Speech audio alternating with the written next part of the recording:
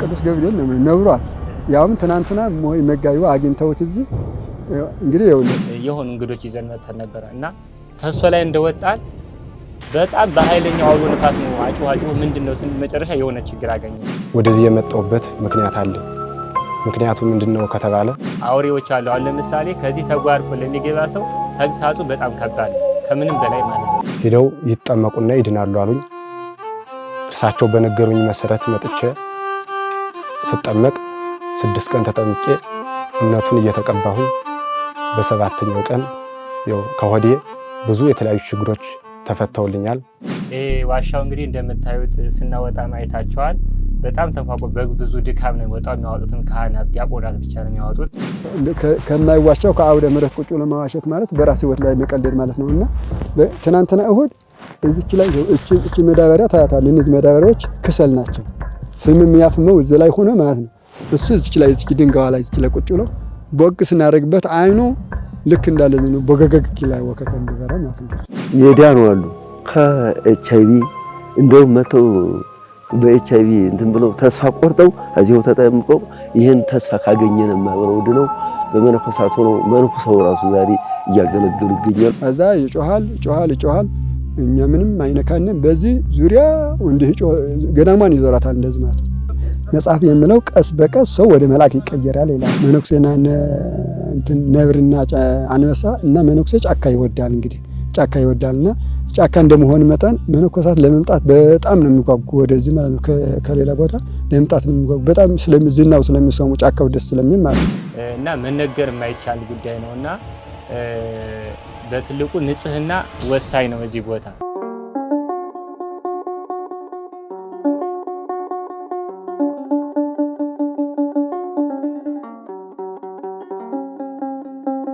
ስሜ አባ ገብረ ማርያም እባላለሁኝ። የሥራ ድርሻዬ ቄሰ ገበዝ ነኝ፣ አጣኝ ነኝ ማለት ነው። ገዳሙ የተመሰረተው የመሰረቱ ጻድቅ አቡነ ማኅደረ ክርስቶስ ይባላሉ። አቡነ ማኅደረ ክርስቶስ ማለት ከ5 ቅዱሳን አንዱ ናቸው። ስሜ ማኅሌተ ማርያም ሳሙኤል እባላለሁ። የራማ ቅዱስ ገብርኤል ዘማኅደረ ክርስቶስ አንድነት ገዳም እናት ነኝ።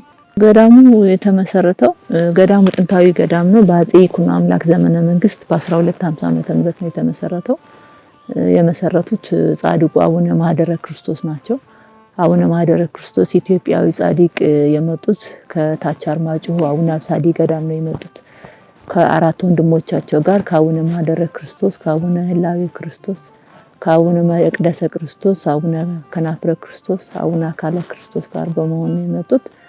5ኛ ገዳም ላይ ሲደርሱ ጸሎተ ማርያም ደግሞ አምደ ብርሃን ባሳያቸው አቅጣጫ ጻድቁ ወደዚህ ጉናጉና ወደሚባለው ቀበሌ መተው ጫካ መንጥረው አውታወተ ቅዱስ ጊዮርጊስን ተክለው ያው ማህበረ መነኮሳትን ሰብስበው ሲያገለግሉ ኑረው በ1370 ዓመተ ምህረት ነሐሴ 24 ቀን ነው ቅዱስ ጊዮርጊስ ላይ ከዋሻቸው የሚጸልዩበት ያረፉ ማለት ነው። እና እሳቸው ያኔ ማህበረ መነኮሳትን ሰብስበው እየኖሩ ያለ ትንቢት ተናግረዋል። ገዳሙ በኋላ በአረማዊ እንደሚጠፋ በሚቀጥል ደግሞ የበለጠ ሆኖ እንደሚነሳ ተናግረው ነበር። በዛ መሰረት ግራኝ አህመድ በ15ኛው ክፍለ ዘመን መጥቶ ቤተክርስቲያኑን አቃጥሎ መነኮሳትን ጉድበር ከሚባለው ቦታ ላይ አርዶ ጨፍጭፎ ሄዷል። ከዛ በኋላ ገዳሙ ለረጅም ዘመን ጠፍቶ ቆየ። መጀመሪያ ላይ ይነሳል፣ ከዚያ ዙሮ ይጠፋል፣ እንደገና 3ኛ ዙሮ 2ኛ ዙሮ ይነሳል የሚል ነገር ስለነበረ ያው ገዳሙን በግራኝ አህመድ ጊዜ እንደጠፋ አባቶቻችን ነግሩናል። እኛ ባንደርስም ባንወለድም በግራኝ አህመድ ጊዜ ያው 500 መነኮሳት ጉድበር ከተባለው ላይ ጉድበር የተባለም ጉድ ታይቶበት ተብሎ ያ ታሪክ ቆይቶናል። አሁን ግን ዙሮ ትንቢቱ ሲደርስ ቀኑ ሲደርስ ያው ከዚህ ከደኑ ላይ ጊዮርጊስ ማለት ማኅደረ ክርስቶስ የኖሩበት 5ቱ ቅዱሳን አንዱ ይሄ ገዳሙ ማኅደረ ክርስቶስ የሚለው ነው ይዞት የሚኖረው። ገዳሙን አቅንቶ ጊዮርጊስ ተክሎ ሲኖር በግራኝ አህመድ ጊዜ አሁን እንዳልኩት ያው ጠፋ ተባለ። እኛ አባቶቻችን ናቸው የሚነግሩን ዙሮ ይነሳል የሚል ቃል ሄዳል ስላለው እዚህ ላይ ያኛው ጊዮርጊስ የህጋዊ መስተዳደሪያ ስለሆነ ይሄኛው ደኑ እዚህ ደኑ ላይ አሁን የተተከለበት ላይ አሁን ገዳሙ አለበት ላይ ሽፍታ ይቀማበት ነበር። ይህን ሽፍታ የሚቀማበትን ቦታ ገዳም ማድረግ አለብን፣ ገዳሙ ይመለሳል የሚል ታሪክና ንግር አለው እያሉ አባቶቻችን ነግሩናል። ያን ታሪክ በመያዝ እኔ ገዳም በሚቆረቆርበት ሰዓት የመቆርቆሩ በፊት ማይጠንት ጸሎት እየተደረገ ውዳሴ ማርያም እየተደረሰ ማይጠንት እየተደገመ እየታጠነ እንመለስ ነበር። ማይበረ ካህናቱ እየመጣ ነው። ከዚህ ላይ የቅዳሴ መምህር ሁኜ በዚሁ ነው እያስተማርኩ የሚገኘው። ወደ 28 ዓመቴ ነው ከዚሁ ካለው ማለት ነው። እና ይሄ ሲሆን ከዚህ ብዙ በዚህ ሽፍታ ገብቶ ከቦታው ቃል ኪዳን አለው የአባ ማኅደረ ክርስቶስ ዳሮ ቃል ኪዳኑ የተገባው ሽፍታን ቀጣፊ የማያመልጥበት ሽፍታ ዘርፎ የማያመልጥበት ቃል የተሰጠው ባለ ቃል ኪዳን ነው። ብዙ መነኮሳት በጸሎት በመናኝነትና ብዙ ዋሻ ደግሞ በዚህ ብዙ የተሰወሩ አሉ። መናንያን ተሰውሮ ወደ 30 ዋሻ የሚሆን በየእንድኑ ደኑ በደኑ ውስጥ ብዙ ዋሻ ነው ያለ መናንያን የተቀመጡበት። እንደገና ደግሞ የነብር የወጅብ ማደሪያ የሆኑ ዋሻ ረጭቅ የሆኑ ዋሻዎች አሉ ብዙ የተሰወሩ። ከዛ ልጆቻቸው ከአራት ማዕዘን እየተሰበሰቡላቸው መጡ። በዛን ሰዓት መነኮሳቱ ከተሰበሰቡ በኋላ ገዳሙ ትልቅ ሆነ።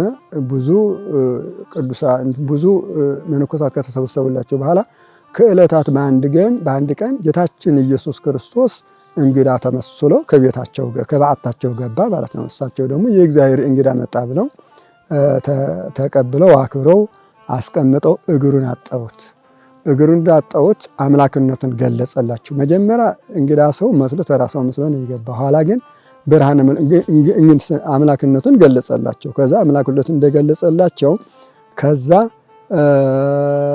ያው ቅዱስ ሚካኤል የነገራቸው እንዲፈጽምላቸው እንደመጣ ያው ነገራቸው። እንግዲህ እዚህ ቦታ ልጆችን እንደ ሰማይ ከዋክብት እንደ ምድር አሸዋ ይበዙልሃል፣ ቦታ ትልቅ ቦታ ይሆንልሃል፣ አድርጌልሃለሁ፣ እስከ ምጽአት ድረስ በበረከት አልለየውም፣ ባርኬሃለሁ፣ 12 ከዋክብት ይወለዱልሃል፣ ከዚህ ቦታ 12 ከዋክብት ይወለዱልሃል ብሎ ጌታችን ኢየሱስ ክርስቶስ ይህንን ነግሯቸው አረገ ማለት ነው። ይህን ነግሯቸው ካረገ በኋላ እሳቸው የእግሩን እጣቢ የጌታ የፈጣሪ የመድኃኔ ዓለም የእግሩን እጣቢ እሳቸው ብድግ አድርገው ጠጡ ማለት ነው። እሳቸው እዛ ጸጋውን ያድርባቸዋል የእግሩ እጣቢ ስለጠጡ ማለት ነው። እና ከዛ በዛን ሰዓት እሱን ብላቸው እንዳረገ ልጆቻቸው እነዚህ 12 ከዋክብት የሚባሉት ተሰበሰቡላቸው ከአራቱ ማዕዘን ማለት ነው።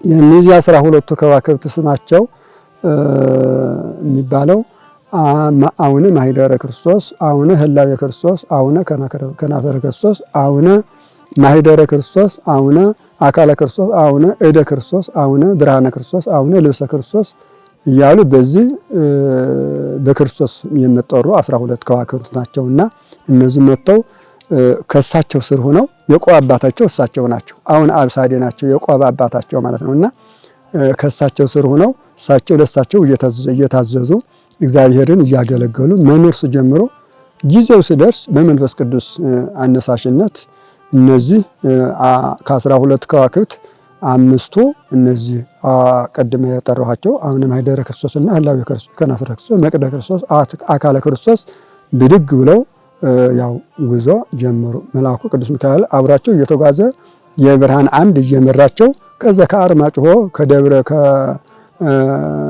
ደብረ መጎና ከሚባለው ተነስተው ወደ ደቡብ ጎንደር መጓዝ ጀመሩ ማለት ነው። መጓዝ ጀመሩ። ተጉዘው በፈቃደ እግዚአብሔር እየተደረሱ እዚህ አምስትያ ከሚባለው ገዳም ደረሱ ማለት ነው። አምስትያ ማለት በዛን ሰዓት ምድር በዳ የነበረ ገዳም የነበረ ዝም ብሎ ጫካ የነበረ ማለት ነውና አምስትያ የተባለው ስም ራሱ በእነሱ የተነሳ ከአምስት ቅዱሳን አምስትያው ገዳም ይሄ ነው አምስትያ ተብሎ ስም የተሰጠው ማለት እንግዲህ አራትያ እንደሚባለው አምስትያ ገዳም ተብሎ ስም ተሰጠው። የአምስት ገዳም ከአምስት ገዳም አምስትያው ይሄ ነው። ከአምስት ገዳማቸው ሁሉ ከአምስቱ ቅዱሳን ገዳማቸው ሁሉ አምስትያው ይሄ ነው። አምስትያ ተብሎ የተሰየመ አምስትያ ገዳም አምስት ቅዱሳን ስላረፉበት እዛ እንደደረሱ ምዕራፈ ቅዱሳን ዛሬ ምዕራፈ ቅዱሳን ተብላ ትጠራለች። እነሱ ያርፉባት በደረጃ እንደዚህ ጥግ ነገር ናት። የሆነ ነገር ያው ሐውልት ነገር ተሰርቶላት በክብር ትገኛለች ቦታዋና እዛች ላይ ምዕራፈ ቅዱሳት እነሱ አምስት ቅዱሳን ስላረፉባት ከዛ ወዲህ ነው ምዕራፈ ቅዱሳን ተብላ የተሰየመች ማለት ነውና እዛች ላይ እንደደረሱ ጸሎት አደረጉ። ጸሎተ ማርያም እንደደገሙ እንግዲህ መቼም የመጡበት ዓላማ አለና እግዚአብሔር ወደ ቦታቸው ወዴት እንደሆነ ያመለክታቸው ዘንድ የመጡበትን ዓላማ ይገልጽላቸው ዘንድ ጸሎት ሲያቀርቡ ወላዲተ አምላክ እመብርሃን ሚካኤልና ገብርኤል አስከትላ ተገለጸችላቸው ማለት ነው። ከዛ ተገለጸችና የሁላቸውን ቦታቸው ነገረቻቸው። ወዴት ብላ የሚለላ ነገረቻቸው። የአቡነ ህላዌ ክርስቶስና የአቡነ ከናፈረ ክርስቶስ አምስትያ አሁን ዛሬ አምስትያ ተብሎ ከሚጠራ እንደሆነ ቦታቸው፣ አቡነ ማኅደረ ክርስቶስ እዚህ ጉና ጊዮርጊስ እንደሆነ ቦታቸው፣ አቡነ መቅደሰ ክርስቶስ ሰይኮ ኪዳነ ምሕረት በዚህ በኩል የምትገኘው እንደሆነ፣ አቡነ አካለ ክርስቶስ ደግሞ ዘወጋ ከሚባለው በዚህ ጋይንት ውስጥ ነው ያለው እዛ እንደሆነ ነግራቸው እሷ በክብር አረገች። ከዛ ይህን ቦታቸው ከተነገራቸው በኋላ ሁሉም ያው ወደ የቦታቸው ሲስምር ሲጀምሩ ጻድቁ አባታችን አቡነ ማኅደረ ክርስቶስ በመላኩ በቅዱስ ገብርኤል መሪነት ተነስተው እየመራቸው በዚህ አድርጎ ከዚህ አምስትያ ደግሞ 40 ደቂቃ ነው የሚወስደው። እዚህ ቅርብ ናት። እዚህ ፊት ለፊት ይሄን ተራራ እዚህ ማዶ ያለ ተራራ የሚከልክለውና መተው እዚህ ጉና ተብሎ ከሚጠራው ዛሬ እዚህ ላይ ደረሱ። በዚህ እንደምታዩ ተራራ አለ፣ በዚህ ትልቅ ተራራ አለ። እዚህ ላይ ወጥተው 4 ማዕዘን ባረኩት ማለት ነው። 4 ማዕዘን ባረኩት። ይሄን ተላላው ላይ 4 ማዕዘን ባርከው እንግዲህ አጋንንት የሚፈታተኑትን እንዲርቁ ማለት ነው እንግዲህ እና ባርከው ወርደው ከታች ዝቅ ብለው ያው ገዳሙን ከጥግ ላይ ማለት ነው ተገን ካለው ከጥግ ላይ ገብተው ያው በ1270 በአፄ ይኩኖ አምላክ ገዳሙን ቅዱስ ጊዮርጊስ ጽላት ቤተክርስቲያን ሰርተው ከልጆቻቸው ጋር ሆነው የቅዱስ ጊዮርጊስ ጽላት አስገብተው በ1270 ያው ገዳሙን በአፄ ይኩኖ አምላክ መሰረቱት ማለት ነው። ከዛ በዛን ሰዓት ተመሰረተ ገዳሙ። እንግዲህ ጉና ጊዮርጊስ ለማኅደረ ክርስቶስ የሚባለው ጥንታዊ ገዳም በዛን ሰዓት ተጀመረ። ከዛ ቀጥለው ደግሞ ያው ተጋድላቸውን ይዘው ሲኖሩ ደግሞ ከዛ በ1350 ደግሞ ጻድቁ በመንፈስ ቅዱስ ማረፊያቸውን ሰዓት እንደደረሰ አውቀው ልጆቻቸውን ሰብስበው አስተምረው መክረው ለወደፊቱ በሰማዕትነት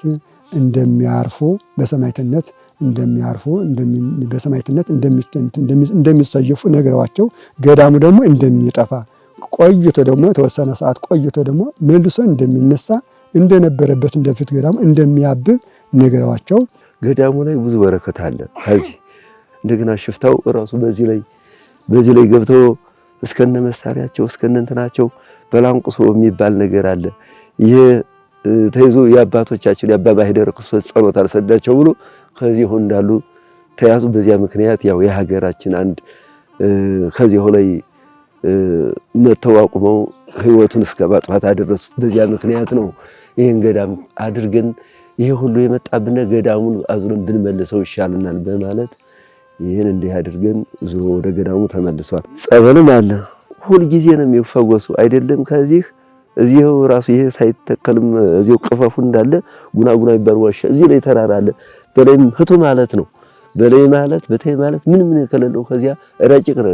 ያው ለእናንተ ሄዶ ለማየት ተራራው አይመቻቸው እንጂ ባይን ማየት ማመን ነው። ከዚህ ውስጥ እዚህ አካባቢ ነው ያለ ጸበሉ ረጭቅ። ይሄ ደግሞ ከዚህ ወዲህ ማዶ ምንም እዛ ታችኛው አንዳንድ ዘመን ውሃ ጥም ድርቅ በሚሆንበት ሰዓት ታችኛው ትልቅ ወንዝ ራሱ ደርቆ ከዚህ መጥቶ ነው ከውቱ ያገሩ ከውት የሚጠጣ በአብይ ጾም በአርባ ጾም ውሃው እያለቀ እና ረጭጭ የሆነ ጸበል አለ። ዝም ነው ከውቱ አለት ይወጣ።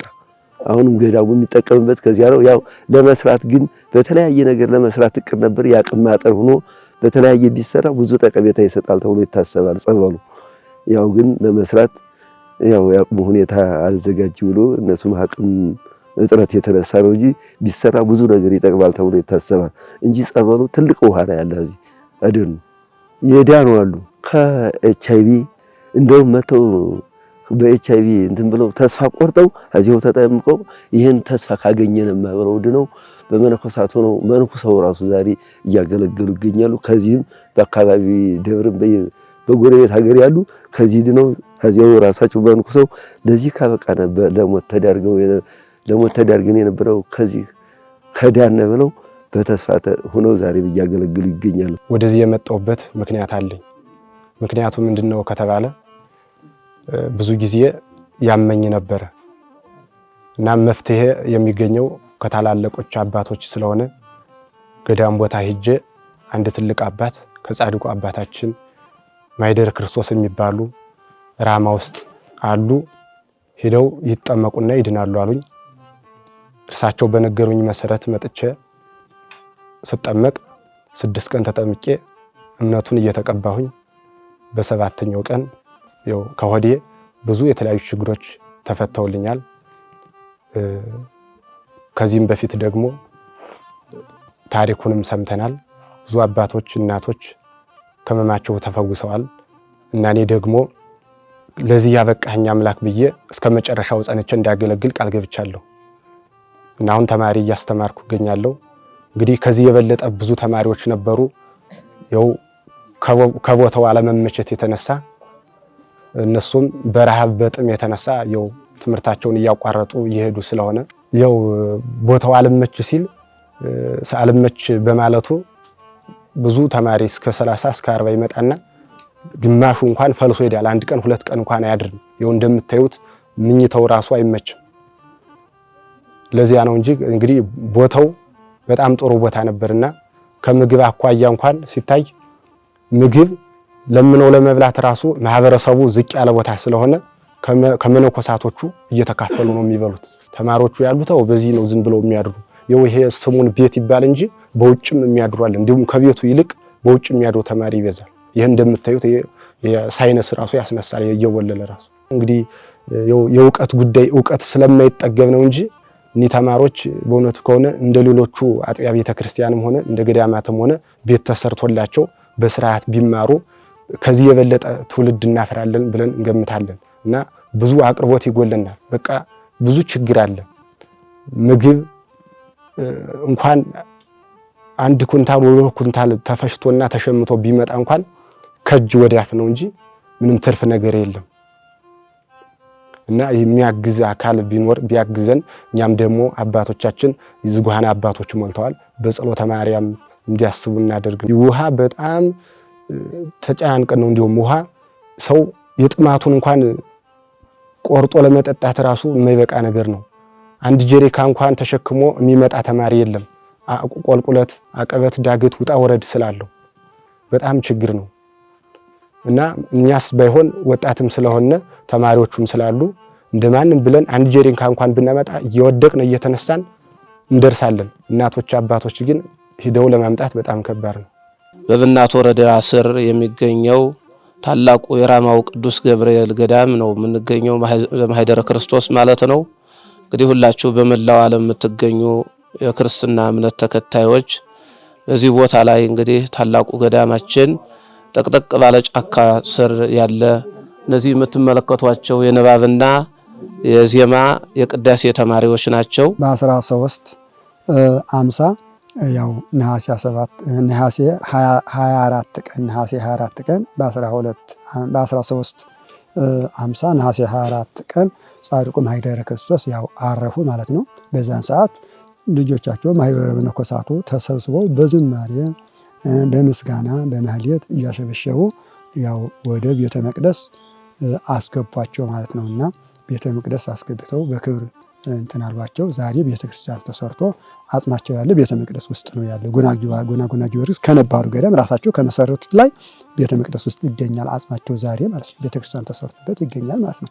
እና በዛን ሰዓት ያው ልጆቻቸው መክረው አስተምረው ነው ያረፉና ልጆቻቸው ደግሞ አባታቸውን ጻድቁ ማህደረ ክርስቶስ የነገሯቸውን ቃል ይዘው ያው ምንናቸውን ቀጠሉ። በዛን ሰዓት ያው ጊዜው ጠብቆ ለሰላም ጊዜ ያለው ለፈተናም ጊዜ ያለውና ጻድቁ በተናገሩት መሰረት ደግሞ በ1519 ደግሞ ግራኝ መሐመድ መጥቶ ጉድበር በሚባለው ቦታ ላይ 500 መነኮሳት አረዳቸው ማለት ነው። ቤተክርስቲያኑን አቃጠለው። ንዋየ ቅዱሳቱ ወደመ፣ ተቃጠለ። እነሱን አረዳቸው። ከዛን ሰዓት ያው ቤተክርስቲያኑ አቃጥሎ ሲሄድ በተአምራት መነኮሳቱ የተሰደደው ተሰዶ የታረደው ታርዶ ገዳሙ ሲፈታ ህብረተሰቡ በአካባቢ በርቀት የነበረው ህብረተሰብ ገዳሙ ተቃጠሎ ብሎ ቢመጣ ያው የታረደው ታርደው ገዳሙ ባዶ ሆኖ መንበሩ ጽላቱ ይዞ የቅዱስ ጊዮርጊስ ጽላት ይዞ ከአውደ ምሕረት ላይ ወጥቶ ተገኘ ማለት ነው። ግራኝ መሐመድ አቃጥሎ አውድሜ ንብረቱን ጨርሼ ሄጃለሁ ብሎ ከሄደ በኋላ ህብረተሰቡ መነኮሳቱ ታርደዋል ብሎ በሩቅ የነበረ በረሃ በቆላ በታች የነበረውን ህብረተሰቡ መጥቶ ቢያይ መንበሩን ጽላቱን ይዞ ከአውደ ምሕረት ወጥቶ ተገኘ ማለት ነው። ከዛ ዞሮ ቤተክርስቲያኑን አድሰው መርዘው ገዳሙ በህብረተሰቡ ቁጥጥር ገባ። ከዛ ሰዓት ጀምረን በ1519 ያው ገዳሙ ተቃጥሎ መነኮሳቱ ታርደው በህብረተሰቡ ገባ። ከዛን ሰዓት ጀምሮ ገዳሙ ተፈታ። ጻድቁ ያው ትንቢት ተናግረው ስለነበረ ማለት ነው ገዳሙ ተፈታ። እንደተፈታ ያው ህብረተሰቡ ሲገለገልበት ቆየ። ከዛ በዛን ሰዓት ወዲያው ከዛን ሰዓት ከተፈታ ጀምሮ ያው ርስቱ ጎልቶ በህብረተሰቡ ያው ተወሰደ። መሬት እርሻ የሚባለው ነገር ሁሉ ተወሰደ። ባዶ ጫካ ብቻ ቀረ ማለት ነው። 2014 ዓመተ ምህረት ላይ የሀገሩ ባላባቱ ህዝበቱ ተነጋግሮ ወደ ጥንተ ታሪክ ወደ ነበረው መመለስ አለበት የሚለውን አስቦ ያው አባ ገብረ ስላሴ የሚባሉ የአካባቢው ተወላጅ አባት ነበሩ። እሳቸው ወደ ዋልድባ በመሄድ አባቶችን አነጋግረው ሱባኤ አስይዘው ባገኙት ምላሽ ያው እኛ የወለተ ኪዳንና እኔ ማህለተ ማርያም ወደዚህ ቦታ እንድንመጣ ተደረገ። እዛኛ ከመጣን በኋላ እንደ እግዚአብሔር ፈቃድ 2015 ሂዳር 22 ጀምረ 2015 ሚያዝያ 2 ቀን ያው በጭቃና በእንጨት ቤተክርስቲያኑን አሰርተን ታቦተ ሕጉን አስገብተናል።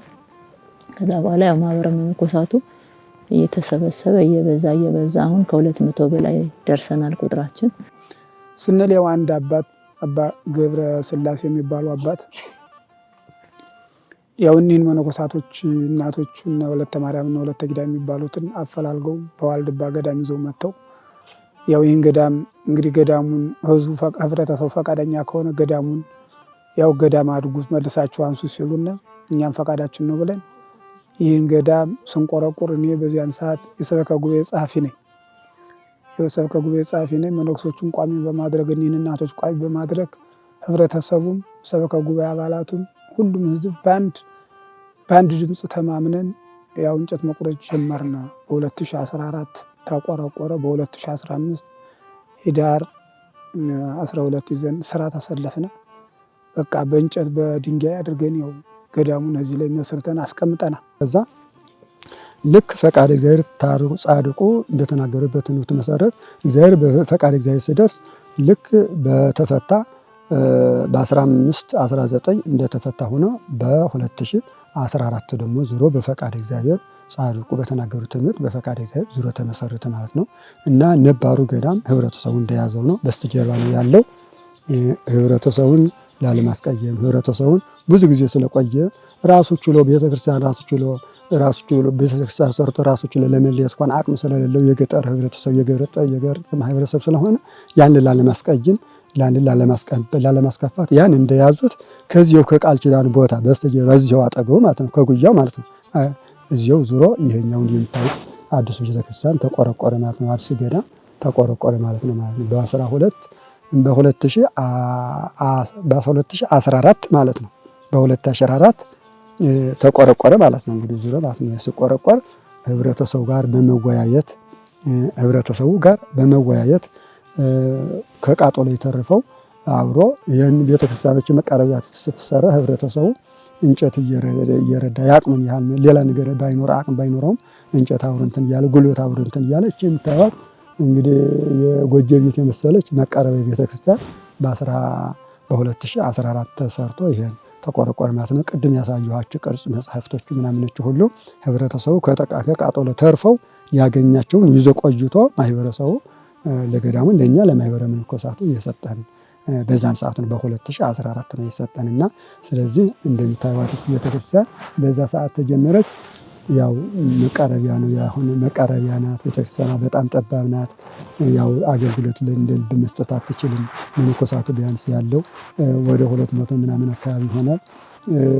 ያው መተዳደሪያ ደንብ ስለሌለው በቃ እየተባለ ነው እንጂ መነኩሴና እንትን ነብርና አንበሳ እና መነኩሴ ጫካ ይወዳል። እንግዲህ ጫካ ይወዳልና ጫካ እንደመሆን መጠን መነኮሳት ለመምጣት በጣም ነው የሚጓጉ ወደዚህ ማለት ነው። ከሌላ ቦታ ለመምጣት ነው የሚጓጉ በጣም ዝናው ስለሚሰሙ ጫካው ደስ ስለሚል ማለት ነው። ግን አቅም ስለሌለን በቃ ቆዩ በደንብ ሆነ ገዳሙ ይጎልብት እየተባለ እየተከለከለ ነው እንጂ ለመምጣት እና ይጓጓል ማለት ነው። ስለዚህ አሁን ለእንኳን ለማህበረ መነኮ እንኳን በክብረ በዓል ቀርቶ በወርሃዊ ቅዳሴ እንኳን ምንም ገብቶ ሁሉም ለመቆረብ በጣም ነው የምታስጨናንቅ ቦታ ጠባብ ስለሆነች ማለት ቤተክርስቲያኗ ጠባብ ስለሆነች በጣም ነው የምታጨናንቅ። በዚህ ላይ ታፈሳለች። ቆርቆሮዋ እንደ ነገር ሆና ስለሆነ የተሰራች አቅም ስላልነበረ አድርስ ሆና ስለሆነ የተሰራች በክረምት በጣም ነው የሚያፈስ፣ በጣም ይረብሻል። ይበዛ የውስጡን ቆራቢ ከጨረስን በኋላ እንደገና ከውጭ እንወጣለን። ጥበት ስላላት ቤተክርስቲያኗ ማለት ነው። በክረምት ሲሆን ግን ያው ዝናብ ወጀብ እየተመታን ነው ከውጭ በራ ላይ በደንብ ወደ አውደ ምሕረት ባንወጣም እዛው ደጃፏ ላይ ብቅ ብለን ወጀብ እየመታን ካፊያ ዝናብ እየመታን ወጀብ እየመታን ያው እናቆርባለን ማለት ነውና ቤተክርስቲያኗ እንግዲህ ወጀብ በረንዳ እኮ የላትም። መናኝ ተጠግቶ እንኳን መጸልይባት እንኳን ደረጃ ወይም በረንዳ እንኳን እንደምታዩት ማየት ማመን ያመጣል ብሏልና ስለዚህ እንደምታዩት ምንም ነገር የላትም። ተቆሞ መጸለይባት እንኳን ስለዚህ የውጭ ያላማረች ደግሞ የውስጧ ምንም የላት። አሁን ወጀብ የጭቃው ስለሚያጥበው ነው ሲሚንቶ ተገርፋ ቀለም የተቀባች እንጂ ጭቃ ናት፣ የእንጨት ናት። ያው ምንም እንትን አገልግሎትም ያው ለጊዜውም ከጥበቷ የተነሳ ያው በጥበት ታስቸግራለች። ለወደፊት ደግሞ ለአገልግሎቷ ደግሞ ያው የእንጨት ስለሆነች ብዙም አትቆይምና ስለዚህ ለወደፊቱ ከውስጥ ነው የቅድሳት ሁሉ ነገር የተሟላ ነገር የላትም። ምንም በይድረስ ነው እንግዲህ ቅድም አሳየኋችሁ እንትኖች ናቸው የምንገለገለው። ብዙ እንግዲህ መጾር መስቀስ ያስፈልጋል፣ አልባሳት ያስፈልጋል፣ የተለያየ ነገር መጻሕፍት ያስፈልጋል። ይህን ሁሉ እነዚያም ያው ዝናብ ፊት ከዛ ሲንገላቱ ስለነበሩ ግማሹ ዝናብ የመታው ነው ቀለሙ እንትን ያን በጉዳት የተነሳ በመንገላታት የተነሳ ነውና መገልገያ ነገር የለውም። ይቺ በእንትን አንቆርቆራ መተን ያወረድናት ጸበል እየፈወሰች ብዙ ህሙማን አሁን እንኳን እስካሁን ድረስ ከጧት እስካሁን እየለፈለፉ በዚህ ግድም ሰምታችሁ የሆነ ብዙ ህሙማን እየተፈወሱበት ነው ያሉ። ብዙ ህሙማን ብዙዎች በእንጨት መጥተው በእግራቸው እየተመለሱ በበቅሎ መጥተው በእግራቸው እየተመለሱ ስንት አይምሯቸውን አጥተው የነበሩት ደግሞ አሁን አይምሯቸውን አግኝተው ያው ለገዳሙ በተቻላቸው እየመጡ በወር እየመጡ እየሳሙ ጸበሉን እየቀመሱ በጸበሉ እየተፈወሱ ይገኛሉ። የምታዩት እንግዲህ ጉና ቅዱስ ገብርኤል ዘማኅደረ ክርስቶስ አንድነት ገዳም ነው። ይሄ ዋሻው እንግዲህ እንደምታዩት ስናወጣ ማየታቸዋል። በጣም ተንፏቆ በብዙ ድካም ነው የሚወጣው። የሚያወጡትም ካህናት ዲያቆናት ብቻ ነው የሚያወጡት። ብዙ ምዕመናን ከዚህ ገብቶ ለመጠመቅ ብዙ ችግር አለ። ውጣ ወረዱ እንዳያችሁት ነው። ይሄ ዳገት እንደምታዩት ከ5 ኪሎ ሜትር በላይ ወጣችሁ ነው ያገኛችሁት። ይህም ቦታ ግን በአጭሩ ተደራሽነት ለህብረተሰቡ ማንኛውም ደካማ ጠንካራ የሚጠመቅበትን መንገድ ከህብረተሰቡ እንግዲህ ከአድማጮች ሁሉ ይሄ ጸበል ብዙ ፈውስ እየሰጠን ያለው እስካሁን እንግዲህ የቅዳሴ መምህሮቻችን ራሱ ከዚህ ጸበል ነው ያገኘናቸው። በዚህ ጸበል ውጤት ናቸው። ከዚህ እንስሳቸውን የመሰሉ 3-4 እናቶችም አሉ። በዚህ በአኳያ ደግሞ ከህብረተሰቦችም ደግሞ ብዙዎች እንዲያውም ዛሬ ድንገታዊ መሆን ነው እንጂ ሌላ ጊዜ ተዘጋጅቶ ቢሆን ብዙ ምስክርነት መስጠት የሚችላሉ። በካህናት እጅ ወጥቶላቸው የተጠመቁ አጋጣሚ ሆኖላቸው ግን ትልቅ ተጽዕኖ ከዚህ ላይ ጸበሉ ያለ ችግሩ ምንድነው? ሁሉ አውጥቶ አለመጠቀሙ በምቹ ቦታ አለመገኘቱ ስለሆነ ምቹ ቦታ እንዲፈጠር ለወደ እስከፊቱ ወደ መስመሩ ወዳጃችሁት መስመሩ እንግዲህ ራቅ ብሎ ነው ያለ ታዩታላችሁ። ወረድ ብሎ ሁሉም ህብረተሰብ ደካማ ጠንካራ የሚያገኝበት መንገድ እንዲፈጠርልን የገዳሙ ትልቅ ፍላጎታችን ነው። እስካሁን ራሱ በጉና ቅዱስ ጊዮርጊስ ካህናት ይሄ ገዳሙ ከመቃናቱ በፊት እየታጠነ እየተቀደሰ የተወደሰ ኪዳን እየተደረሰበት ነው የቆየው። አሁንም ደግሞ በካህናት በመነኮሳቱ እየተቀደሰ ነው ያለው። አሁን ግን ወደ ገዳሙ ለማድረስ ከገዳሙ ራቅ ያለ ስለሆነ ወደ ገዳሙ ገበያ የሚልበትን መንገድ ወርዶ ሁሉም እንዲጠቀመው ቱቦም ሆነ እንግዲህ ከድካም የሚቀንስ ነገር ተጠቅመን ለህብረተሰቡ ከደዌ እንዲድን ትልቁ ፍላጎታችን ነው። አሁን ከዚህ ሲገባ እኔ እንኳን ከደረስኩ በቀደም ከዚህ ላይ የሆኑ እንግዶች ይዘን መተን ነበረ እና ከሷ ላይ እንደወጣን በጣም በኃይለኛው አውሎ ንፋስ ነው አጭዋጭው ምንድነው ስንል መጨረሻ የሆነ ችግር አገኘን እና እንደዚህ አይነት ችግሮችም አሉ። አውሬዎች አሉ። አሁን ለምሳሌ ከዚህ ተጓርፎ ለሚገባ ሰው ተግሳጹ በጣም ከባድ ነው ከምንም በላይ ማለት ነው እና መነገር የማይቻል ጉዳይ ነውና በትልቁ ንጽህና ወሳኝ ነው እዚህ ቦታ እና ከዚህ ከንጽህና ጉለት ግን አራዊቶች ከኛ እስከማይድ ተግሳጽ ይደርስብናል ራሱ እንጂ ከዚህ ችግር ውጪ ከንጽህና ጉለት ውጪ አራዊቶች እንኳን በጎች ፍየው እየጠበቁልን ያለው ግን ከዚህ በጎደለ ቀን ግን ከኛ ከገዳሙ ራሱ ትልቅ ተጽዕኖ ይደርስብናል ማለት ነው እንኳን ካደረገው ይቀርና እና በዚህ አቅጣጫ ነው ያለው። እንግዲህ ትልቁ መልእክታችን የሚሆነው ለህብረተሰቡ ደካማ ጠንካራ አካል ጉዳተኞች አሉ ለነሱ እንዲደርስልን ይሄ ጸበል ሀብተ ጸጋ ሀብተ ፈውስ እንዲያገኙልን ወደ መስመር ወረድ ቢል ትልቁ እንግዲህ ፍላጎታችንና ልመናችን ነው። ገዳሙ ያው እንደ ጊዜያዊ ሲተዳደር የነበረ በእደ ጥበብ ነው፣ እጅ ስራ እንሰራለን። አሁን ግን በጦርነቱ ምክንያት የሚሰራው የእጅ ስራም እየተሸጠ አይደለም፣ ምእመኑም አይመጣም። እኛም ወደ ከተማ ስንወስደውም የሚገዛ የለም። ዝም ብሎ በጣም ተቸግረን ያለን ማለት ነው። ስለዚህ የመጀመሪያውና ቀዳሚው ችግራችን የቀለብ ችግር አለብን። የቀለብ ጥር ለምን ገዳሙ እርሻ የለውም።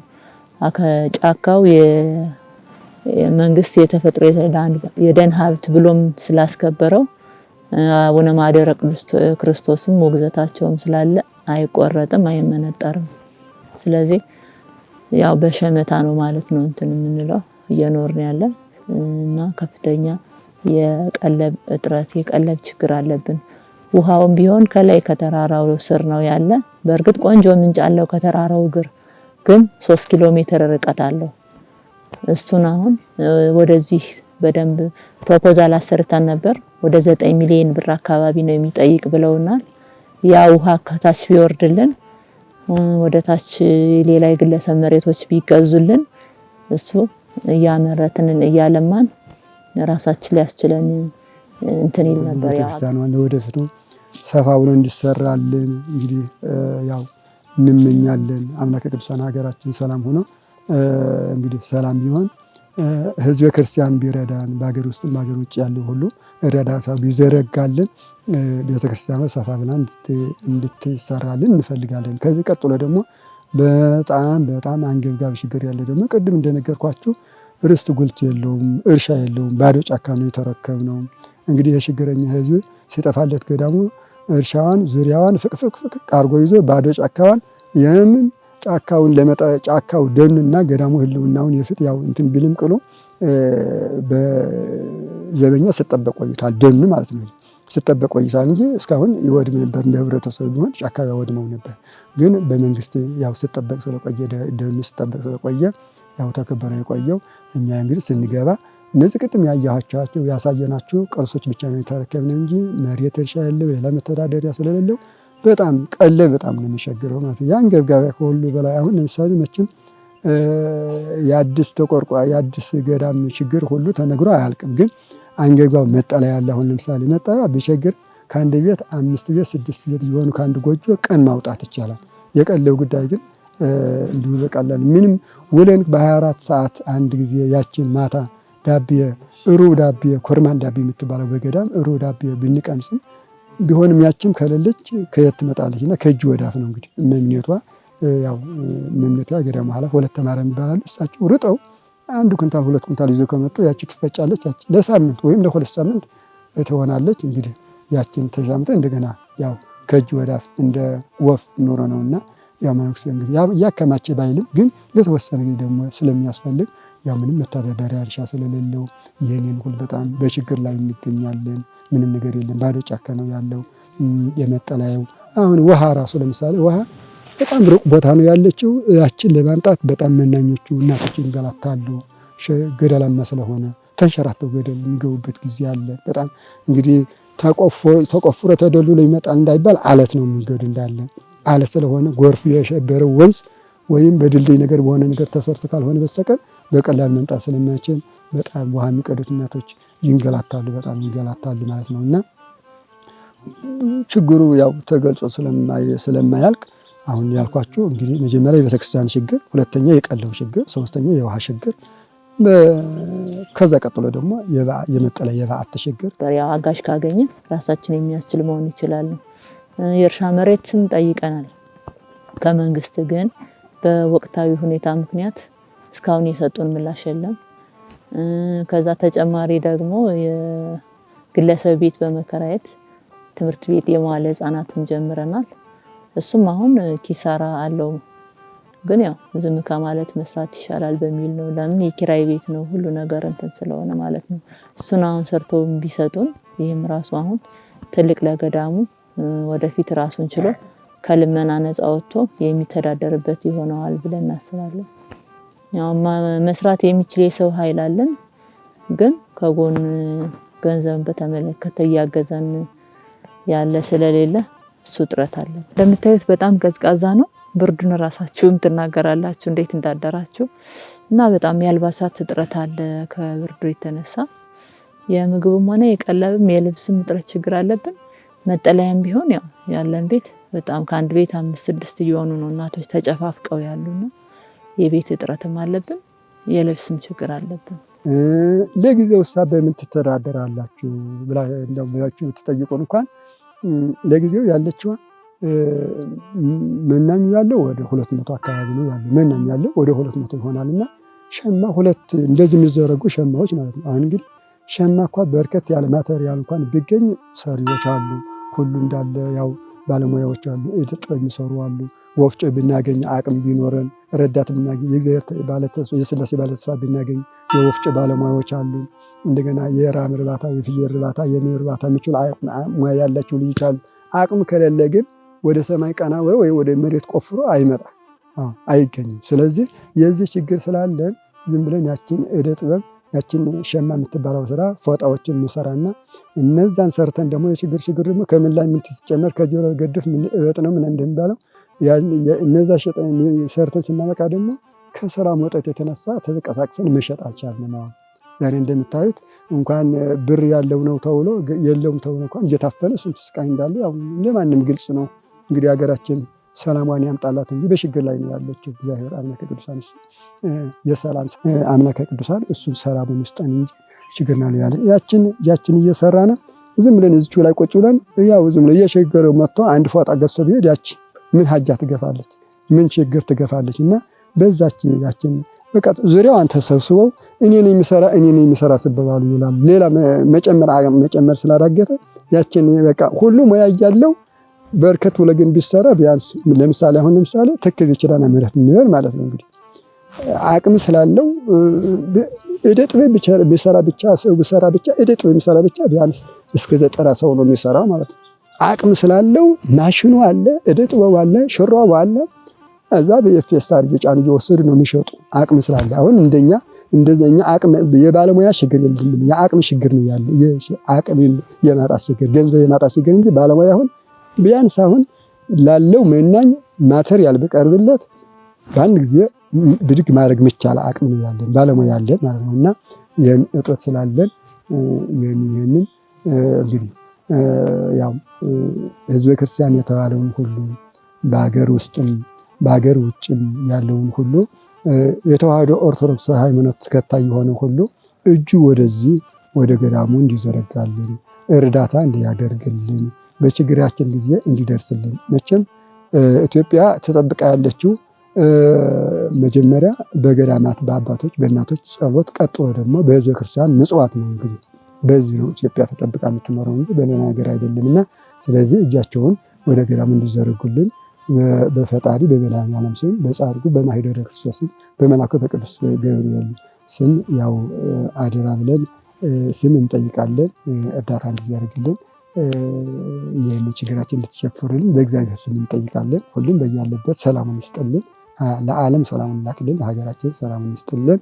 አምላከ ቅዱሳን እናንተም እዚህ መጥታችሁ ያው ችግራችንን ስለጠየቃችሁን አምላከ ቅዱሳን ለእናንተም ክብር ይስጥልን። በምትሄዱበት በየቤታችሁ ሰላሙን ይጠብቅልን። ሰላሙን ደግሞ ተመልሳችሁ ወደ ሀገራችሁ እንድትደርሱ ደግሞ መልአኩ ቅዱስ ገብርኤል ይከተልልን።